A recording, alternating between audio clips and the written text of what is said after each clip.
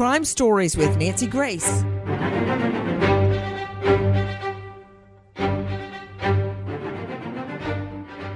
February 26, Monday morning, 6 a.m. From everything we can tell, that is the moment that Sebastian's mom and stepdad realize he's gone. For just one moment, imagine that. You go in your child's room where you find your child every single school day morning and you wake them up, but at 6 a.m., he's not there. Can you imagine what must have gone through their minds? First of all, I want you to hear what his bio mom, Katie Proudfoot, says. Listen. Sebastian Rogers' mother, Katie Proudfoot, spoke with WSMV and explained exactly what happened the morning she found her son missing. When I woke him up for school, he wasn't there. I took a second and walked through the house looking for him in case he'd gotten up and was trying to get breakfast or something, because he did that sometimes. About 3 minutes in, give or take, I was on the phone with my husband. I said, I can't find him. He said, what do you mean you can't find him? I said, he's not in the house. Can't find him. Where is he? And in the last days, we learned that the official law enforcement search is actually scaling back. This as TikTokers and YouTubers are flooding the area, conducting their own searches. Listen to Eric Craddock, Chief Deputy, Sumner County Sheriff's. Really wanted to come to the community and ask for your help. We need you to search your properties every day, morning and night. If there's a shed or a crawl space or up under your mobile home or a tarp that's in your yard, check it every morning and check it every night. Look for any details that something has been disturbed. If there's a shirt that was there today that wasn't there yesterday, notify us. You can really help us by searching your own property twice a day. Like I said, we're operating under the assumption that Sebastian walked off, and we really need your help to ensure that he is brought home safely. We are trying to determine what happened when this young boy, an autistic young boy, seemingly walks out of his own home in the middle of the night, we think, barefoot. How did that happen? I'm Nancy Grace. This is Crime Stories. Thank you for being with us here at Crime Stories and on SiriusXM 111. We've read a lot online. We've seen a lot of theories, a lot of speculation. But let's start with what we know to be true. Joining me right now, an all-star panel. But first, I'm going to go to two special guests joining us, Katie and Chris Proudfoot.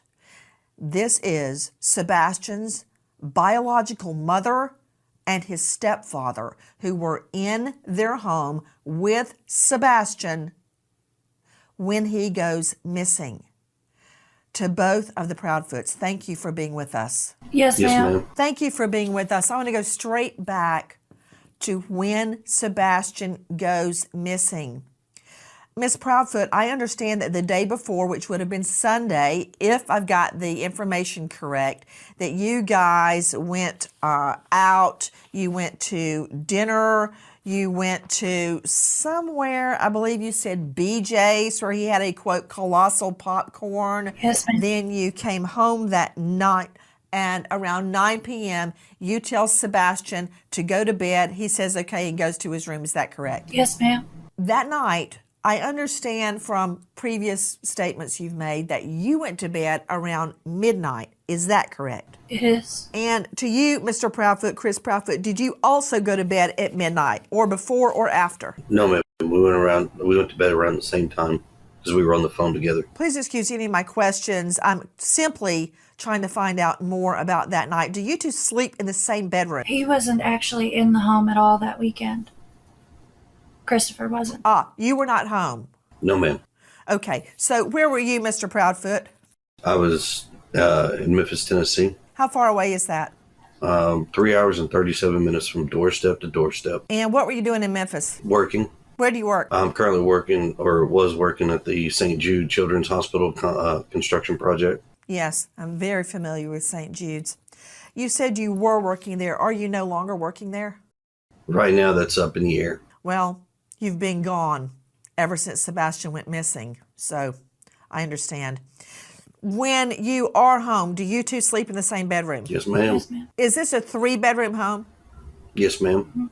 Where is your room as it relates to Sebastian's room? It's on the opposite end of the house. The master bedroom's on one side, and the other 2 bedrooms are on the other side of the house.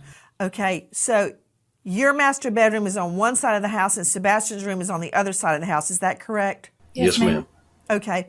Now, you have a 3rd bedroom that I believe you keep for your other daughter.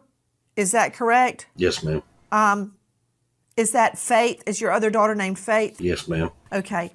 So where is Faith's bedroom as it relates to Sebastian's bedroom? It's in the back side of the house. Sebastian's bedroom's on the front side of the house. Okay. So his bedroom is away from Faith's bedroom and away from your master bedroom. Is that correct? Yes, ma'am. Is Sebastian's room on a top floor or a ground level? We have a ranch style house. It's a 1.5 story, so everything's flat, and then you have the bonus room above the garage. Okay. So his is on ground floor, right? Yes, ma'am. Yes, ma'am. Okay. That morning, was there any sign of a break-in through a window, a front door, a back door, a sliding glass door, anything at all? No, ma'am. Okay. No sign of forced entry. Was anything taken from the home at all? Not that we could find anything. We couldn't find anything missing. I want to circle back to Sebastian's shoes regarding if anything was missing. Do you have a burglar alarm? No, ma'am. Do you have a Ring doorbell cam? No, ma'am. Okay. Have the 2 of you taken a polygraph? I have. I have not. Would you be willing to? I've offered and volunteered on many occasions to take a polygraph, and I was told directly by law enforcement because of my whereabouts, I did not need one. I understand. Ms. Proudfoot, did you pass your polygraph? I did. Those questions out of the way. Was Faith in the home when Sebastian went missing? No. No, ma'am. Does anyone else have a key to your home beside your immediate family? No. No, ma'am. That night, Miss Proudfoot, at midnight when you went to bed, what did you do until midnight?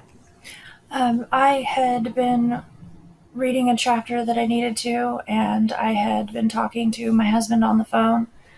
I was falling asleep on him, so that's when he told me it was around midnight. He told me to go ahead and put the dogs up and go to bed.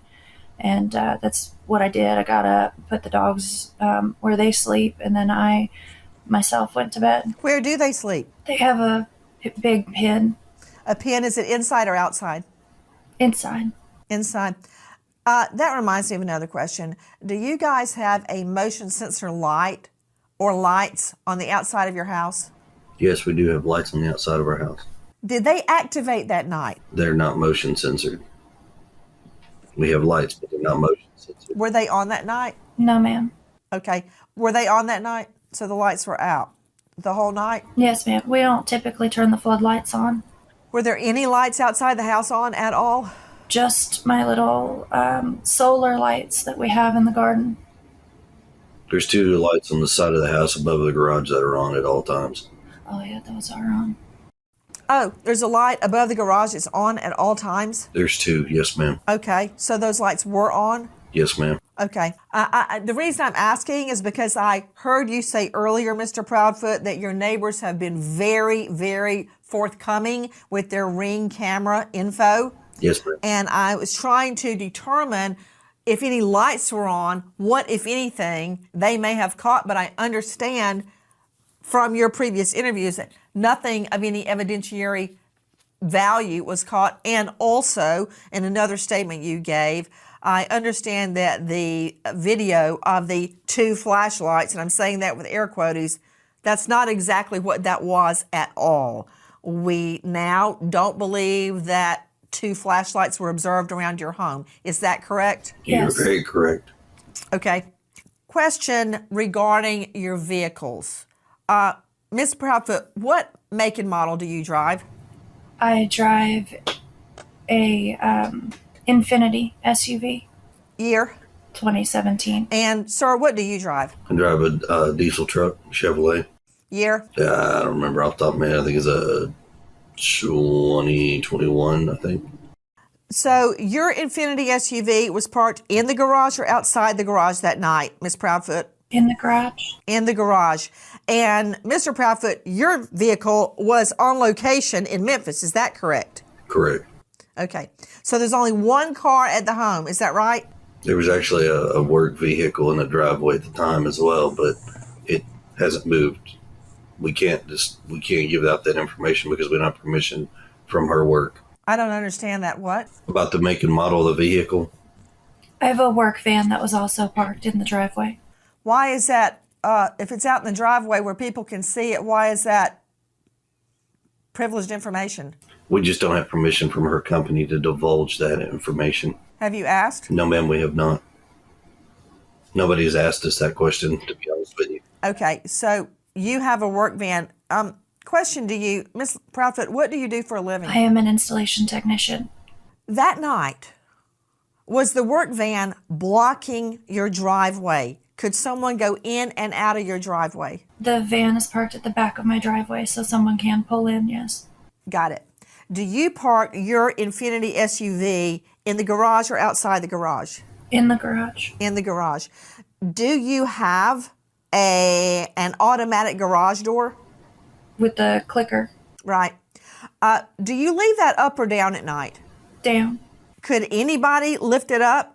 Like, is there an on and off button outside, or do you have to know a code or have the clicker to open it? You'd have to know the code or have the clicker.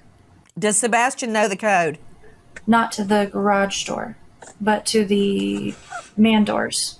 Not to the garage door, but to the house regular doors? door, yes. So is there a code to get in your home, or do you use a regular key? There's a code. And he knows that code? Yes, ma'am. Question, I'm just trying to figure out how he would have gotten out or if somebody came into the home. Could they have gotten through the garage door? No, unless they know the code or had the clicker, which they did not. Do you lock your doors at night? Yes, ma'am. Could he have left on his own through those doors? He could, yes, ma'am. But I heard in another interview where Mr. Proudfoot said he was not a, quote, wanderer. He didn't wander around. He had never left the home before on his own. Is that right? Correct. We haven't had issues with him running or taking off in the past. Okay, let me ask you a couple of questions regarding the doors. Do you have any home surveillance, anything at all that would have given us an idea or a clue if the door had been opened or not, or a window? Not directly from our house. Well, then from where? That's what we were hoping, that neighborhood Ring cameras and may have picked something up.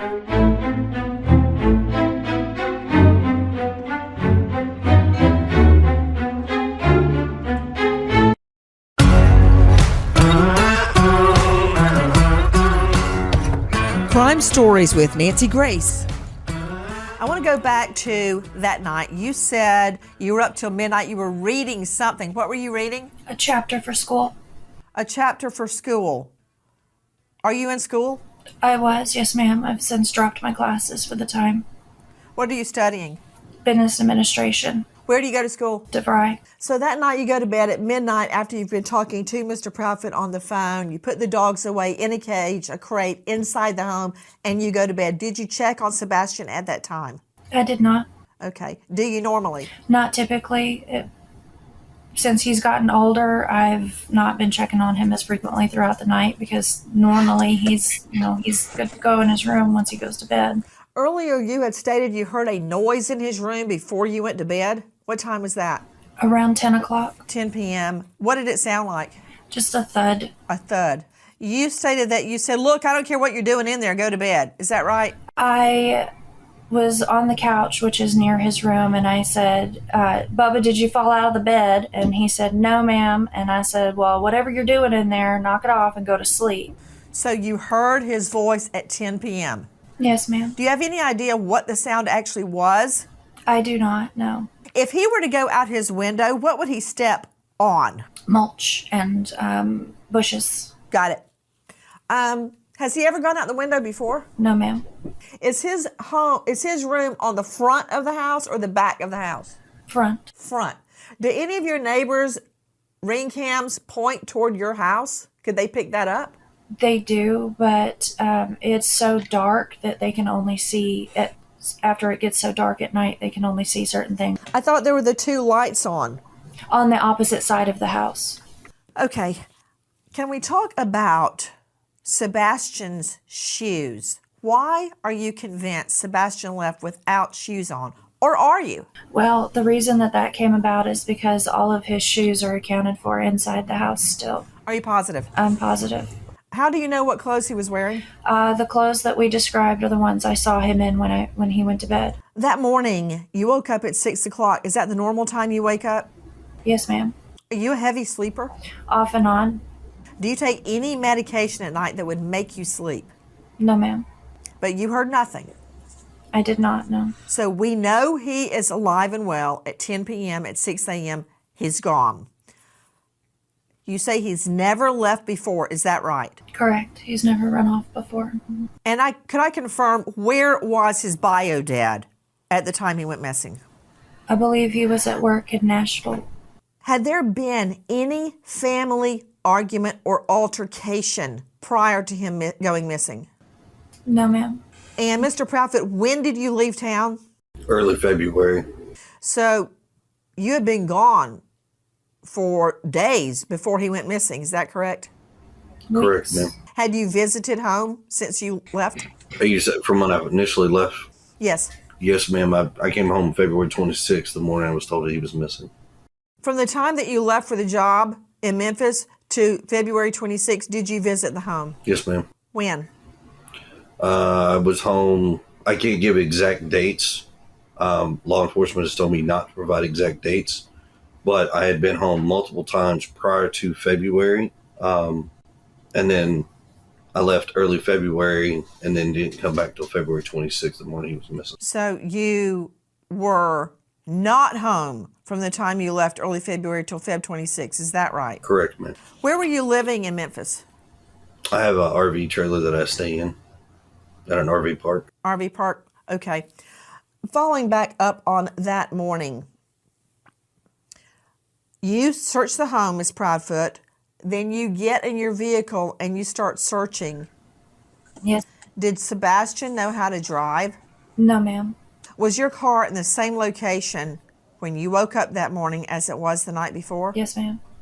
Has your car been searched by police? Multiple times. Yes, ma'am. Have scent dogs looked at your car? Yes, ma'am. So your car's in the same place. You get in the car, you start looking in the neighborhood for him. Is that right? Yes, ma'am. Then you call Mr. Proudfoot, right? I believe I was already on the phone with him at that point. Okay. Question. Who called 911? I did. You did. Yes, ma'am. What time? Without looking at a call log, I can't give you the exact time, but on or about 6:20. And had you guys been talking on the phone before 6 a.m. or did you initially call Mr. Proudfoot at the time you realized Sebastian was gone? I called him when I realized Sebastian was gone. Have you guys been out looking for Sebastian? Yes, ma'am. Yes, ma'am. We were given information that you guys have left the home. Is that true? Yes, ma'am. Why? I'm going back to work. You're going back to work. What about you, Miss Proudfoot? No, I'm not going back to work. Not yet, at least. Did you leave the home also, Miss Proudfoot? Yes, ma'am. Why? To accompany my husband going back to work, and then I'm coming back. Okay, when will you be back? Do you know yet? No, not yet. Are you concerned about being away while the search is ongoing? Absolutely, I am. Then why are you going? Because my son could be anywhere, and we're looking everywhere and anywhere. I've got a question for you. Yes, ma'am. I want to find out about Mr. Proudfoot hitting Sebastian with a belt. That was actually several years ago, and it was... To Mr. Proudfoot, to Mr. Proudfoot, to Mr. Proudfoot. Yes, ma'am. Mr. Proudfoot, what happened? Oh, I'm sorry. I misunderstood. I thought you were asking Katie. Sebastian had gotten in trouble. He got caught lying. And I had asked him, I said, hey, you got to have a punishment for this. He says, yes, sir. And I said, okay. So I gave him a swat with a belt on his buttocks on the outside of his clothes, one swat. What did he lie about? Honestly, I don't remember at the time, but it was probably something dealing with school because that's majority where his issues lie. Did he have other issues at school? Some behavioral stuff, but nothing too crazy. What kind of behavioral stuff? He has a hard time. He's like awkwardly socially like blending in with students. So it's a little, he's trying to figure out how to do it, but respecting people's space. He gets a little too close. And then kids don't really accept that too much. So it kind of causes an issue. But he'll not stop and he continues on. So then it causes an issue. And instead of being honest about it, he'll lie like, no, I didn't. Okay, Sebastian. Or lying about doing work. Was that the first time you had ever hit him with a belt? Yes, ma'am. The one and only time, actually. When was this? Years ago, ma'am. Any idea how many? 3, 10, 1? It probably at least 3 years ago. I don't understand how that turned into a CPS or Child Protective Services complaint. How were they alerted that you hit him with a belt? That did not turn into a CPS service call. There were other CPS reports, right? Were they regarding your other child? There is one in regards to my daughter that I know of out in New Mexico with my ex-wife and myself. What happened? At the time, my ex-wife had fled to New Mexico with my daughter. We were going through a custody and a divorce case at that time. And at the time, when I'd call and try to check in on my daughter, I could never reach my ex-wife at that time. So a welfare check was requested. Law enforcement told me to call CPS if I had concerns. So I called CPS. Law enforcement did make a welfare call, and that was it. Then how does that turn into a CPS complaint against you? I have no idea, ma'am.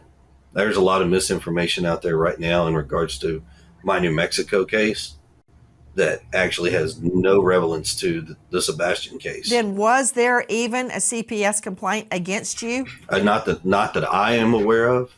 And my attorney and myself are well educated on my case, and there's nothing that we know of. Was there a TRO taken out against you regarding Yes, ma'am. your daughter? Not a TRO, but a TPO. A temporary protective order. Why was that taken out? So in regards to that case, my ex-wife had a TPO put against her in Tennessee at the time. When we went to court, that got dissolved. I was ordered to hand my daughter back over to my ex-wife at the time. She gets in a truck. She fleds to New Mexico. 2 days later, she files one in retaliation. Is it still in place? No, ma'am. That was dropped within, I think, 2 weeks of it being put in place. I've got a question about the belt incident. You're telling me that was the only time that you ever hit Sebastian with a belt. Yes, ma'am. And you're also telling me that did not make it to CPS? No, ma'am. That did not. Question. Yes, ma'am. Regarding Faith's furniture.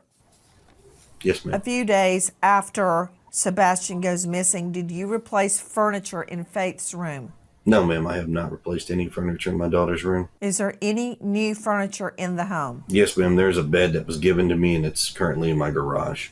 Has anything been taken out of the home? No, ma'am. I was curious about a statement that Miss Proudfoot made earlier that canine dogs hit on the barn around the home and near a retention pond.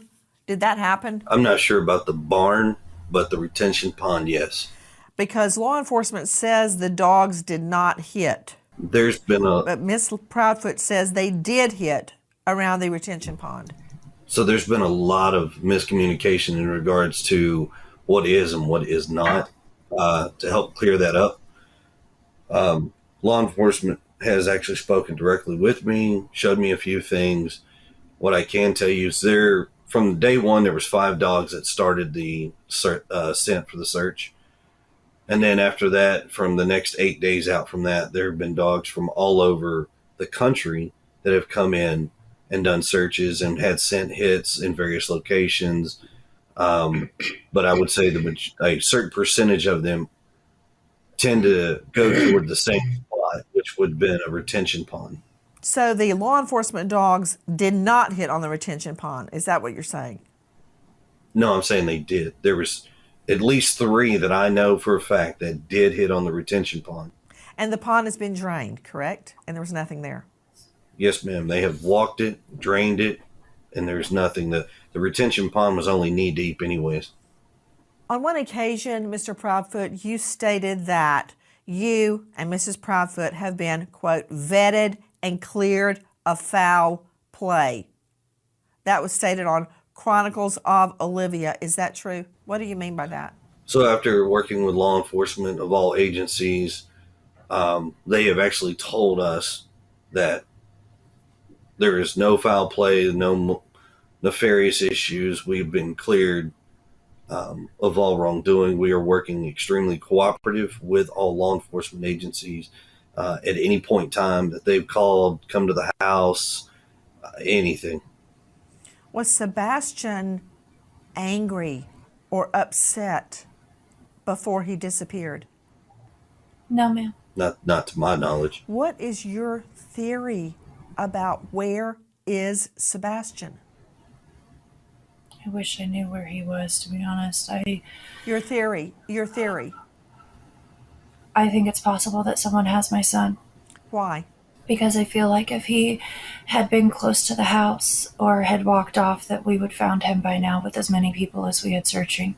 Have you checked his social media? He doesn't have social media. Have you checked his phone? His phone has been thoroughly checked, yes, ma'am. Have you handed your phones to police, both of you? Yes, ma'am. Yes, ma'am, we have. Has police searched all of your devices, your laptop, your iPad, everything? Everything. Yes, ma'am. Other than you, Miss Proudfoot, who is the last person that saw or heard Sebastian alive the Sunday before he went missing? 2 of his aunts, a cousin, and the staff where we had dinner. And that was at BJ's the night before or the bowling alley? So BJ's, and then we went to the bowling alley, and then after the bowling alley, we went to dinner before coming home. I want to follow up again on the dogs hitting. Earlier, Ms. Proudfoot had stated the dogs hit around the house, the barn, and at the retention pond. Is that correct? I don't know about the barn, but I do know that they did track to the pond, yes. Did the dogs also hit around the house? Yes, ma'am. On the outside of the house? Yes, ma'am. Were they scent dogs or cadaver dogs? They brought in both cadaver and tracking dogs. Which dog hit? A cadaver dog or a scent dog? Scent dog. It's all been scent dogs that have hit. The cadaver dogs have not hit on anything that we know of.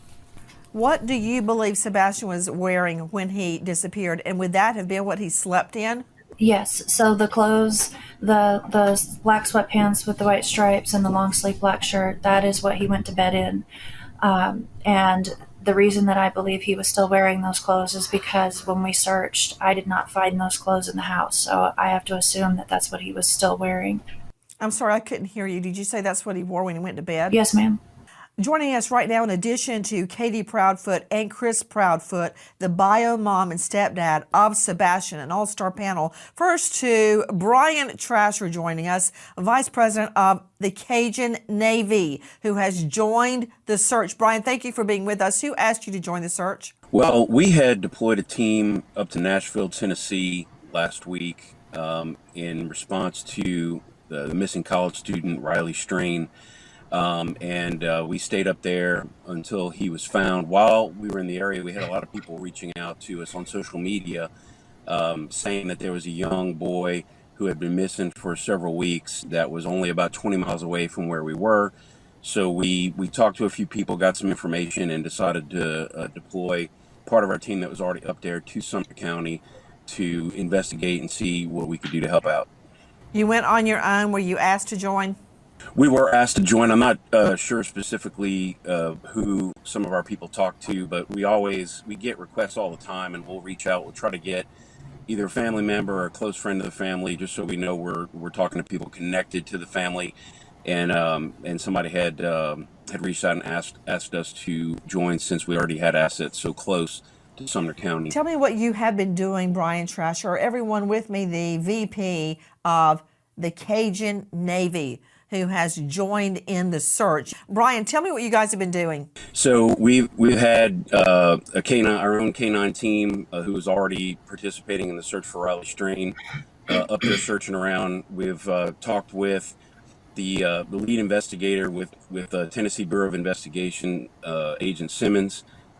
We've talked a lot with him and trying to coordinate efforts, because we always try to coordinate with law enforcement to make sure we're not getting in the way, duplicating efforts, or putting out any conflicting information. You know what, Mr. Trasher, let me just cut the chase here.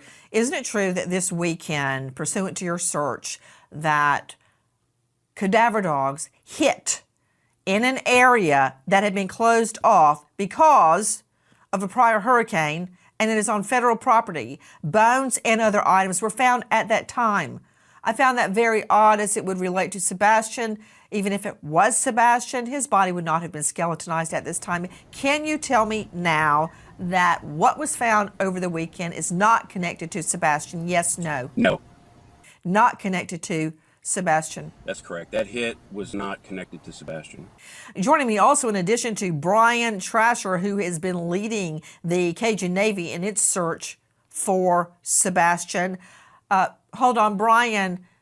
Other than those hits, have there been any other dog hits in and around the home or elsewhere? Not from our canine team. I'm very concerned, Brian, as you can imagine, because LE law enforcement has stated there were no canine hits outside the home, which I find very, very disturbing.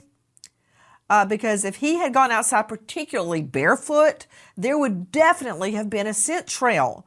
Now, we're hearing from the Proudfoots that there was a hit around that retention pond. How far is that pond from your home, Mr. Proudfoot? Less than probably half a mile if you walk the whole path. Is it through wooded area? Would he have had to walk through the woods to get there? No, ma'am. You can actually walk either the main road or the subdivision. So the construction site is a subdivision, new addition that's being built, and they have a road that's going to be tied into our subdivision. So you could actually walk up that way, or you could walk to the main road and walk into. Did Sebastian ever sleepwalk? No, ma'am. So he would have had to leave the house undetected by Katie and walk all the way to that retention pond. Did the dogs follow the trail a half a mile? Yes, ma'am. They followed the trail all the way to that retention pond? Yes, ma'am. Yes, ma'am. That's very curious, as they are saying the dogs didn't pick anything up. Back to you, Brian Trasher. Did you guys search anywhere other than that federal property where the false positive was? Yes, no? No. Joining me is Courtney Lasky, high-profile behavior analyst, autism expert, chief clinical officer with Little Starts Therapy. Courtney, thank you for being with us. At this juncture, we know Sebastian to be most likely with people he doesn't know, if in fact he is still alive. How would that affect a young boy with autism? It would affect him greatly. Based on the diagnosis of autism, we know that they typically have deficits with communication, social skills, and they display some rigid and repetitive behaviors. If, in fact, he is with someone else who does not know him well, that would be entirely out of his routine. He could be engaging in behaviors that he hasn't engaged in before. He could be looking for an escape. He could be looking to get out of those aversive situations. We know that not every autistic individual will wander, but those who do wander, 36%, it's to get out of an aversive situation. It's to get away from something that's overwhelming or overstimulating to them. Ms. Proudfoot, does he know your phone number? Can he call you if he could get access to a phone? We have gone over my phone number. I don't know that in a high stress time he would remember it, but yes, I have taught him my phone number. Okay. Was he ever allowed to go visit friends' homes? He didn't get invited, but had he been, yes, we have had play dates in the past. Would he go there on foot? No, ma'am.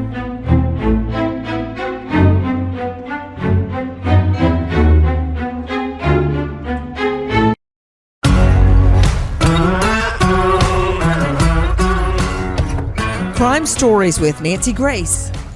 Joining me now is Lauren Conlon, investigative journalist, host of the Outlier podcast, host of Corruption, What Happened to Grant Solomon, and you can find her at laurenconlon.com.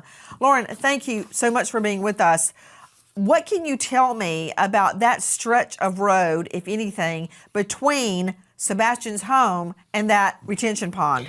Well, look, Nancy, I think like everything else about this case, it is very confusing because the public hasn't heard much from the police. We haven't heard much from the Proudfoots, obviously, when it comes to that, or Seth Rogers. And now I'm learning a lot here as I hear Chris Proudfoot say, okay, we can't speak about this because of law enforcement. And now with the Cajun Navy coming in, I think a lot of us are very excited that they are going to basically canvass this road. And they are actually telling civilians to hang back. Nobody needs to search this anymore. You need to stop. You need to stop helping and let us work with law enforcement and take over. Now, I called the Sumner County Sheriff's Office yesterday because of all the misinformation going around. And I gotta be honest with you, they didn't even know what was going on with this road, with the recreation search. They were either very elusive or they were very confused. But either way, it's very concerning because the people, as well as myself, I don't live in Tennessee. I cover a lot of Tennessee. We are very concerned for Sebastian. We are very concerned. And okay, so let me just stop you right there, Ms. Conlon. Ms. Conlon, everyone is concerned, but let me remind everyone that law enforcement is under no duty at all to tell us or anybody else, including the Proudfoots, anything. They are not representing the Proudfoots. They are representing justice, and they will do what they have to do. The fact that they're not giving us a blow by blow is their business. Does it mean they're stymied? I don't know. Does it mean they know more than we think they do? I don't know the answer to that. But just because they're not releasing an ongoing investigative file is not a concern to me. At this juncture, I am collecting facts in the best way I know how. Now, regarding that route from the Proudfoot home to the retention pond, is it your understanding, Lauren Conlon, that there were no hits by scent or cadaver dogs along that route? Correct, Nancy. It is my understanding there were no hits from the dogs. It is very confusing. It's confusing. Mm-hmm. You know, sometimes, Lauren, when we try to put together a puzzle, but we're missing a few pieces and we don't know what piece we're missing, you can't put the puzzle together. We're missing things from this puzzle. And right now, I'm on a fact-finding mission. I am pointing the finger at no one because I want to find Sebastian. Absolutely. I want to go to Dr. Jory Crossan joining me. And guys, again, please, Proudfoots, Trasher, Lasky, Conlon, jump in if you have a thought or you want to contradict, because a lot of this is elusive. We don't know everything. To you, Jory Crossan, joining us, former law enforcement, now faculty, St. Leo University, very well-known psychologist and author of Operation SOS. You can find him at drjory.com. Dr. Jory, thank you for being with us. Many people have made much of the fact that when interviewed, the Proudfoots do not look at the camera, they look away, they don't cry, and they don't seem upset. Now, that may or may not mean anything. People can be very upset, crying, screaming, cursing. They may show no emotion at all. They may be numb by the time interviews are happening. I'm very different. When I talk about my fiance's murder or I talk about my dad's death, I still cry. even when I swear I'm not going to.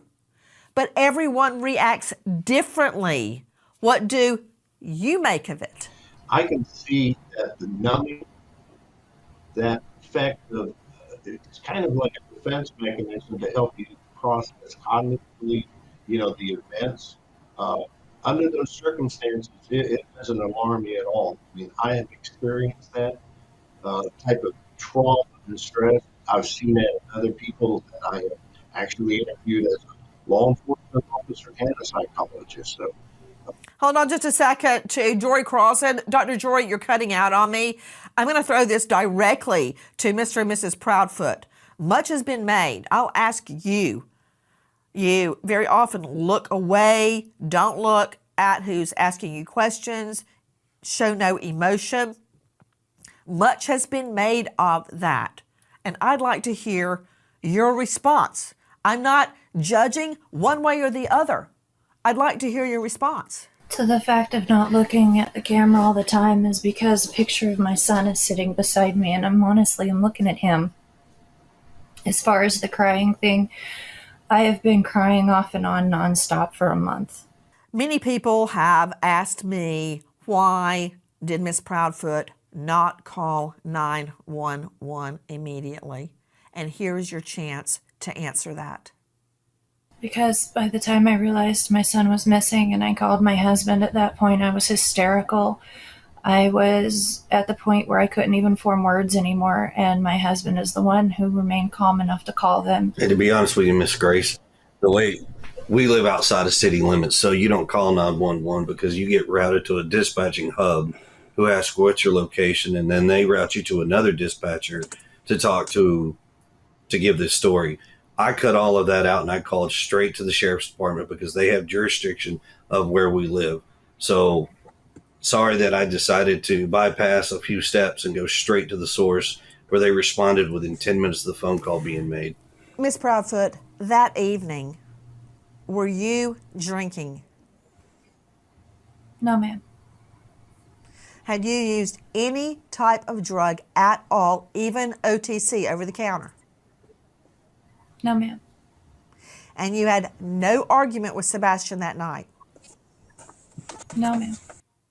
You stated you put the dogs away into a crate before you went to bed. Is the crate located near the exit, near a door? No, ma'am. Would the dogs have barked if there had been an intruder or if Sebastian had left? The dogs don't typically bark at me and Sebastian because they're used to us. Even if we get up, we come around, they don't typically bark. Strangers, they do tend to bark, at least for a minute or two to get attention. But no, ma'am, they don't typically bark at Sebastian and myself or Christopher when he's home. What kind of dogs are they? Morkies. Question, where is their crate located? In the area near my sunroom. Over by the kitchen. In your son's... Okay, hold on. No, son. Is it outside your son's room? No, ma'am. Not Sebastian's Sunroom. Son, yeah. Yes, ma'am. The sunroom. And that's not near the door? No, ma'am.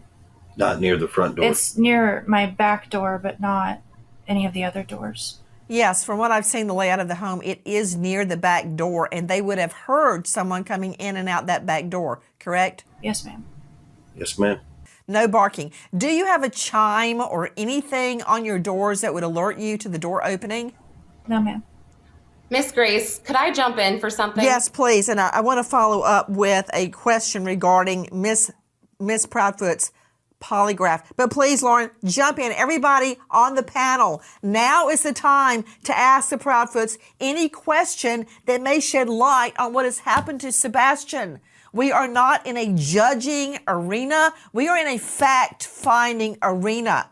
We can then assimilate the facts and make deductions. Please jump in. Lauren Conlon is joining me. You can find her at Lauren Emily Conlon. Go ahead. Yes, thank you. And now this might be for Brian as well. Yesterday, when the dogs hit and everybody's going crazy, YouTubers, internet, TikTokers, and we figure out it's not Sebastian and police are not involved, the TBI is not involved. Did you call the Proudfoots and let them know that this was not Sebastian? Did you tell them ahead of time that you were searching these areas? Did they know what you were doing, or was this specifically just through Seth Rogers? Yeah, so Seth Rogers is Sebastian's biological father, correct? Yes. Yeah, so Yes. he was there, and as Ms. Grace alluded to earlier, it would not have been typical or possibly even probable that he could have skeletonized after only a few weeks. So I'm not sure about the Proudfoots, but his father definitely did know. I also wanted to echo what Miss Nancy said earlier about the police. One of the reasons we got called in, there was a lot of social media personalities reaching out to us, kind of complaining that they didn't feel like the police were doing enough. But really, it's just what Miss Nancy said. It's that they're not under obligation to give daily or every other day updates. They are doing an investigation. We have been in very close contact with TBI, and I can tell everybody with 100% certainty they are on top of it. They are not letting their foot off the gas at all on the search for Sebastian or trying to find out what happened to him. The YouTubers and TikTokers that do live stream probably do the most harm. We appreciate the attention that they bring to things, but when you do a live stream, you don't have any control over what gets seen by potentially the entire world. So we can't tell people what not to do. They have free speech. It's their own accounts they're using. Not helpful to do live streams during searches like that.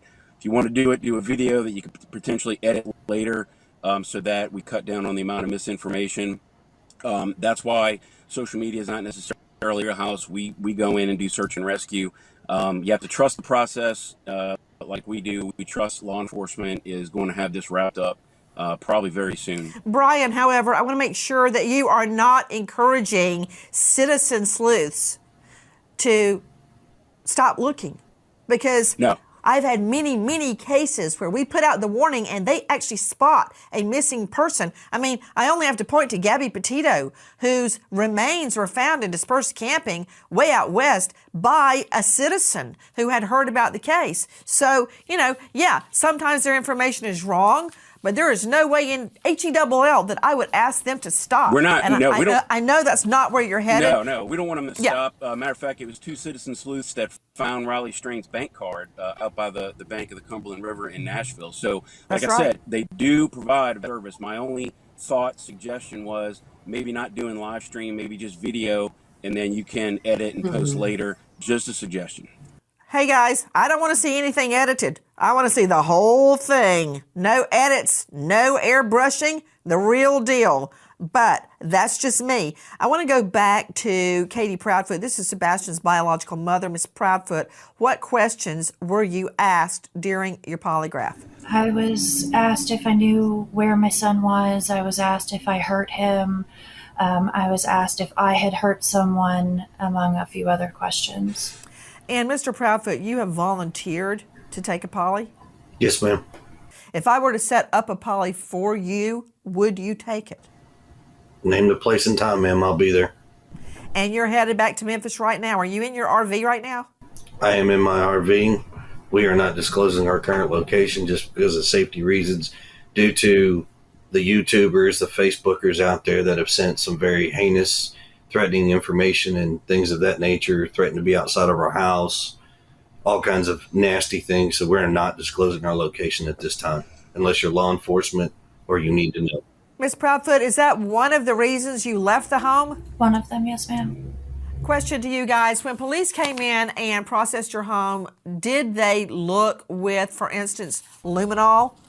Did they check? What did they do when they searched your home? They thoroughly searched my home with many different things. They removed some things for the dogs to hold the scent, and for Sebastian's DNA. I know that they used thermal Night imagery. night vision, thank you. And I don't know exactly all of the tools that they used, but I do know that multiple different searches were done on my home by many different people, detectives, sheriffs, and a few others. Yeah, I wouldn't swear that the forensics folks showed up or not, because there were so many folks in and out of the house that it was just, hi, I'm so-and-so with law enforcement. I'm so-and-so with law enforcement. Okay.